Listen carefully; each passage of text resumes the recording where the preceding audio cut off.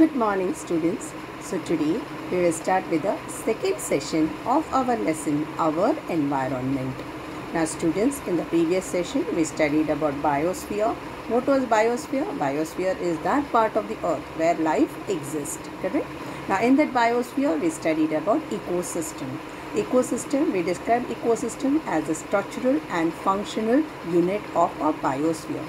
Then we studied about the different type of ecosystem like the natural ecosystem and the artificial ecosystem. And students, at the same time in the previous session we studied about the biotic and abiotic components. Now students, today we will study in detail about the biotic components. Now this biotic components of an environment includes the different type of organisms whom we call it as producers, consumers and decomposers. So today we will study in detail about this producers, consumers and decomposers. Okay, so we start with producers. Now what are producers? Now producers includes all those organisms on the earth's surface which can trap the solar energy and convert it into chemical energy. What do I mean by this? I meant to say that you can take up the solar energy and convert it into chemical energy, that is in the form of glucose. So when the plants carry out photosynthesis, they are converting the sun's solar energy into chemical energy, that is in the form of glucose. And photosynthesis is carried out by all the green plants. So all the green plants on the earth's surface are called as producers. So now let us study here. So here I have given you the images of producers. You can see the flowering plants here. This flowering plants, they are producers. At the same time, a patch of grass I have shown, even they are producers, because all these plants prepare their food by photosynthesis. Okay. Now let us see here. Producers, the organisms that can make their food by themselves by utilizing solar energy are called as producers. Producers include all types of plants like phytoplanktons. They are the microscopic plants which are present in the aquatic medium. For microscopic plants which are present in the aquatic medium are called as the phytoplanktons. So they include phytoplanktons that are microscopic, algae, bryophytes, pteridophytes, gymnosperms and angiosperms. So this was regarding producers. Now after producers, students, let's go to the next slide. That is, we will be studying about consumers. Now these consumers are the biotic components of an ecosystem. Now regarding the consumers are those organisms which can never prepare their own food.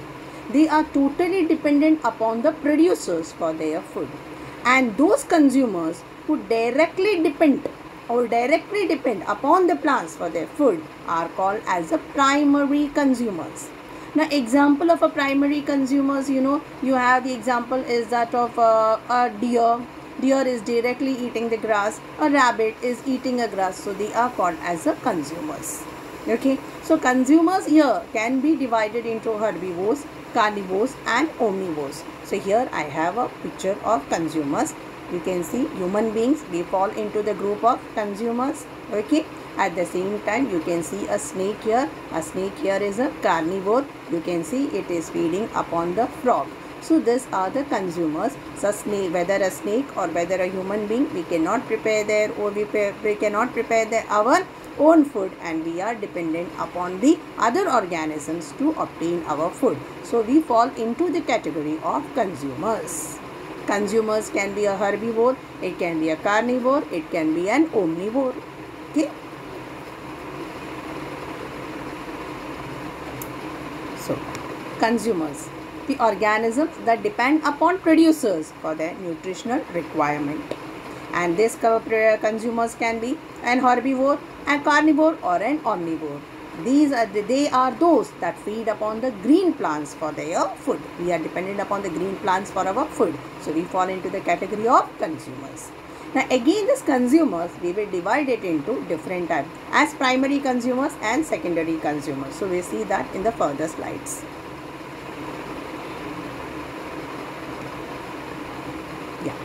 Now Now let's talk about consumers, and we say that the consumers can be a herbivore, a carnivore, or an omnivore. So herbivores. Now what are the herbivores? Herbivores are those animals which feed upon the plant and plant product. Some of them directly feed upon the plant, some of them feed upon the plant product like that of nectar or the fruit of the plants, the berries they feed upon. So they feed on plants and plant product. Now herbivores are called as a primary consumers. Why are the herbivores called as a primary consumer? Because they feed directly on the plant and the plant product. So here we will look into this image here, and we will see the different type of primary consumers. Here you have zebra, you have koala bear, okay, a deer grazing here. You have giraffe browsing. Grazing means eating the grass which are there at the lower level, okay, that is the ground level, that will be grazing. Browsing means eating those leaves which are at the higher level. So a giraffe is a browser, whereas a zebra is a grazer. You can see elephant here, and you can see a cow grazing here. So these are the example of your primary consumers, and these primary consumers are the herbivores animals. Yes. Next, go to the next slide. Here students, we are going to study about carnivores. Now who are the carnivores? Now carnivores again fall into a group of consumers because they cannot prepare their own food. But this carnivores feeds upon the flesh of other animals. Okay, so who are the carnivores? The animals which depend on animals for their food requirements are called as a carnivores. These carnivores are called as a secondary or tertiary consumers. They are called as a secondary and tertiary consumers because directly they are not feeding on the producers. Correct? The producers may be eaten by a deer or a rabbit, and the deer or a rabbit will be consumed by a lion. Okay, since the lion is feeding upon the primary consumer, we will call the lion as a secondary consumer or a tertiary consumer. Okay. Now example of the carnivorous animals, that is a piranha fish, is a carnivorous fish, eagle, cheetah, wolf, tiger, lion. So let us the image here. Students, you have a piranha fish, it's a carnivorous fish. Here you have eagle, here cheetah, this is a wolf, okay, here this is a tiger, and here a lion. All these organisms fall into a group of animals which we call carnivores, and according to the ecosystem, according to the ecology, we call this group of organism as either the secondary consumer or you call it as a tertiary consumers. Okay. Now go to the next slide. Now students, we had already spoken that in case of the consumers, the consumers can be either herbivore, or it can be carnivore, or it can be omnivore. Correct. Now what are omnivores? Omnivores are those animals which feed upon the plants as well as animals. Omnivores fall into the category of the consumers. Okay. Now here we have a series of your omnivore. Here this is hen here. This is a mouse here. Now this is a raven. Raven is a bird which looks very much similar to that of a crow. It falls into the category of the crow family. This is a dog here. Now this is a bear here, okay, and here this is a pig. Now these are the animals which feed upon the plant as well as animal product. Okay, so these are omnivores. Omnivores, since they cannot prepare their own food, they fall into the category of consumers. Students, here we are just grouping them as consumers. Okay, consumers as primary, secondary and tertiary we will learn properly in the food chain.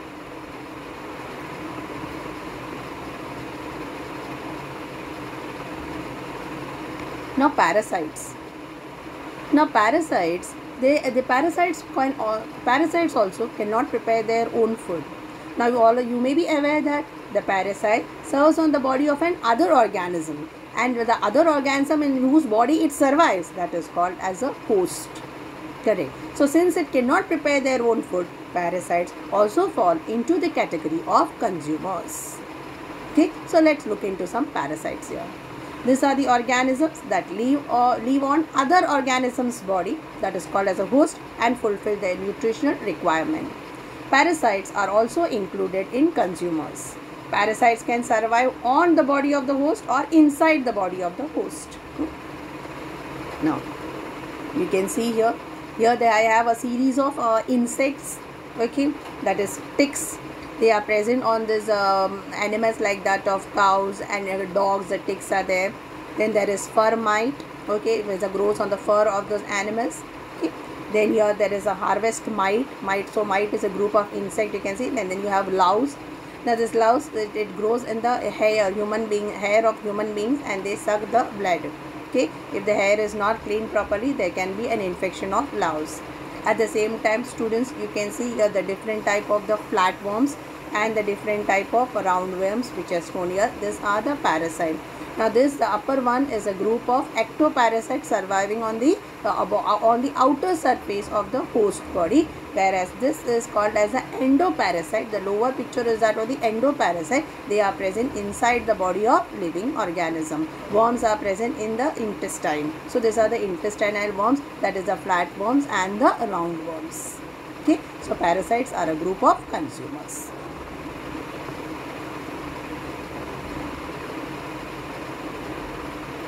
Now let's come to decomposers. Now, what are the decomposers? Now, decomposers are the one who keeps our environment clean. Now, how do the decomposers keep our environment clean? Decomposers are those organisms which feed upon the dead and decaying organic matter. Now, what are the decaying organic matter? It includes the dead bodies of plants and animals, and even the fecal matter of animals. So, in fact, they help in keeping our environment clean. Example, the different type of worms, like that of the earthworms, like that of the centipede, mushrooms, insects and bacteria. So here you have your, see, this is for decomposers. So you can see this is a worm, here this is a mushroom, here this is an insect here, and this is a bacteria. These are the one which brings about the degradation of decaying organic matter, like the dead bodies of plants, animals and fecal matters.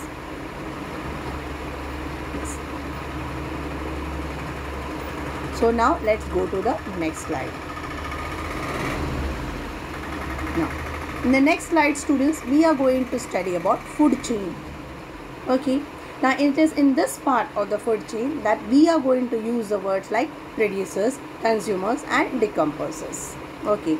Food chain. Yeah. It is a process of eating and being eaten. Okay. Eating and being eaten. A very simple food chain you can see here.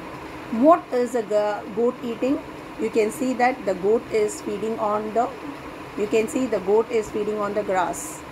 Okay, and that the mutton of the goat is relished by human beings. Eating and being eaten. What is the goat eating? It is eating the grass. And who is going to be eaten or who is going to eat the goat? It is the human being who is going to consume the meat of goat. Okay, so this is a series of food chain, a very simple food chain I have shown here. Here you can see these are the producers.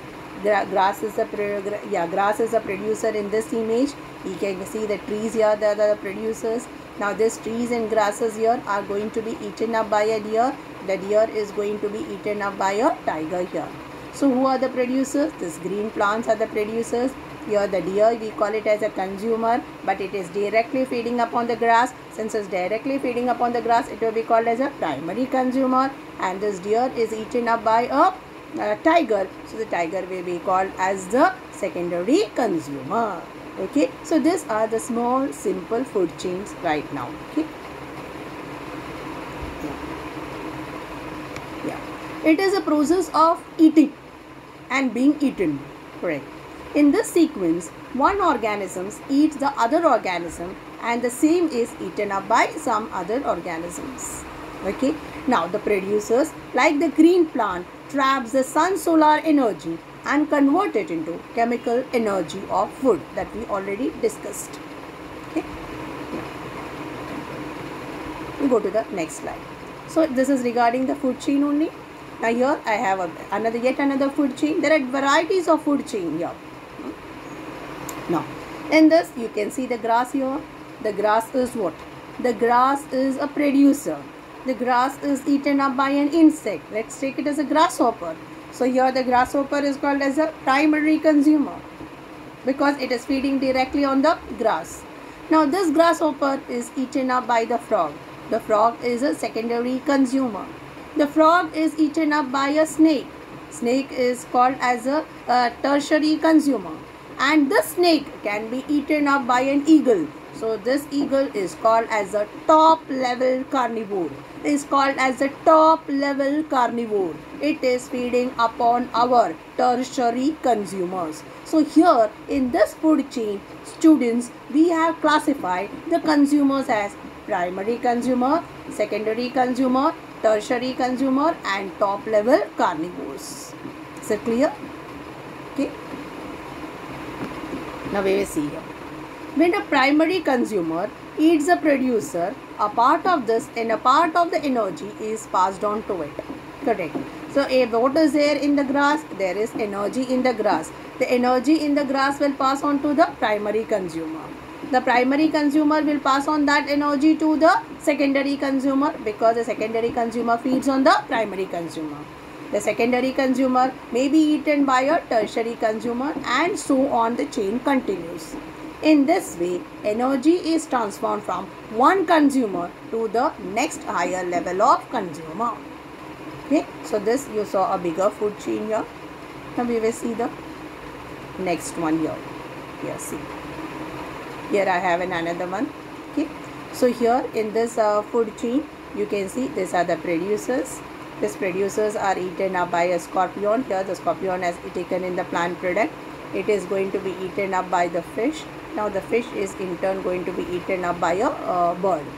So here this is once again a food chain. So here is a producer, here is a primary consumer, here is a secondary consumer and here is a tertiary consumer. Okay.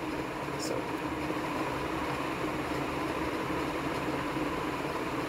food chain in an ecosystem is a series of organisms in which one organism feeds on the one below it in a series, in a sequence. A food chain generally consists of, we have seen, producers, consumers and decomposers. Each step of the food chain is called as a trophic level. Now when I convert the food chain into a graphical representation, what I get is, I get a pyramid. This is a graphical representation of a food chain. And when I get a graphical representation of the food chain, this it will call as a pyramid. You can see the triangular shape. So this is called as a pyramid. There is pyramid for numbers. There are pyramid for the number of organisms. There is a pyramid for transfer of energy. There are different type of pyramid. So here we are talking about the energy pyramid. Correct. So here in the energy pyramid, students, you can see the producers here. You can see the primary consumer. You can see the secondary consumer. You can see the tertiary consumer here. Now here you can see that the producers are the one which will have maximum amount of energy. Little bit of energy will be passed on to the primary consumer. Still lesser will be transferred to the secondary consumer and still lesser will be passed on to the tertiary consumer. Students, there is a law which is called as a 10% law, which we will be doing in another session. Okay, what I want to say is, since the energy level is decreasing from the producer to the tertiary consumer, that's why when I give a graphical representation, it appears in the form of a triangle. Okay, and this producers, primary consumer, secondary consumer, tertiary consumer, these markings are called as the ladders. These are the ladders of that particular pyramid, and these ladders of the pyramid are called as a trophic levels.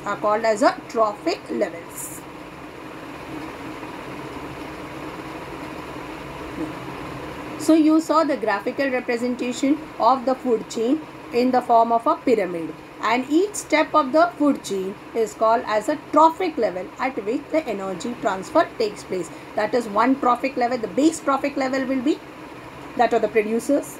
Above it will be the primary consumers. Above it will be the secondary consumers, and above it will be the tertiary consumers. And if top level carnivore is there, it was there. Then we will put that too.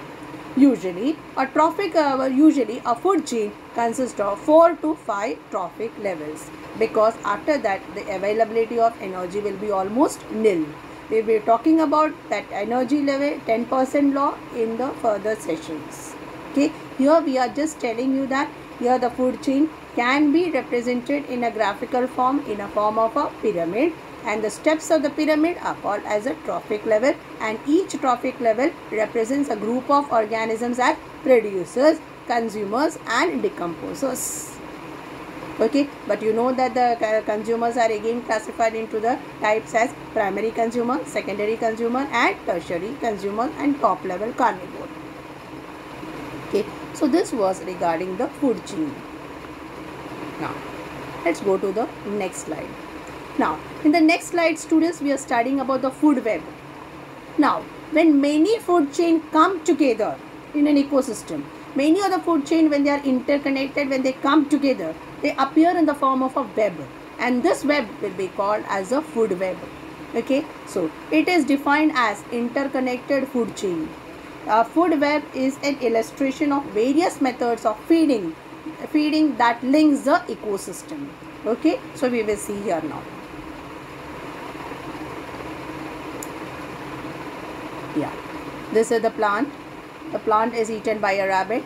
The rabbit is in turn eaten by a hawk. That is one food chain. The plant product like grains can be eaten up by a rat. The rat can be a mouse, a rat that can be consumed by a hawk. Or else you can see another option that the rat can be eaten up by the snake, and the snake can be eaten up by a hawk. This is another option. Now the plant can be eaten up by a grasshopper, correct? Grasshopper by a frog, frog by a snake, and snake in turn by a hawk.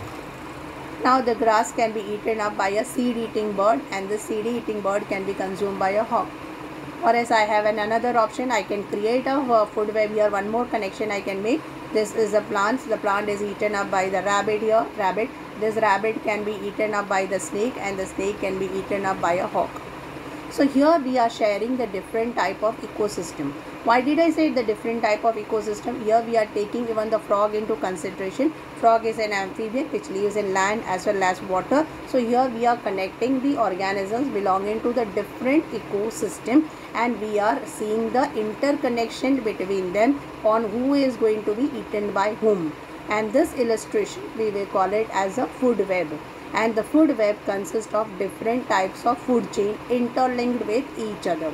So here whichever number is given, 1, 2, 3, 4, this is 3, this is 4, this is 5 and this is 6. All these are the 6 groups of food chain, and the 6 group of food chain we are interconnecting with each other to form a food web.